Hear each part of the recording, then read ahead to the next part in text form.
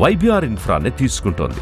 ఇక YBR infra వారి ఆవాస hills Rajiv Gandhi అంతర్జాతీయ విమానాశ్రయానికి, జాతీయ అంతర్జాతీయ ఐటీ కంపెనీలకు, ప్రతిష్టాత్మకమైన విద్య, వైద్య, వాణిజ్య సేవా రంగాల సంస్థలకు అత్యంత సమీపంలో ఉండడమే కాదు, ఓఆర్ఆర్ సర్వీస్ రోడ్డు నుంచి ఈ ఆవాస హిల్స్ ప్రాజెక్టు కేవలం 3.5 కిలోమీటర్ల దూరంలోనే ఉంది.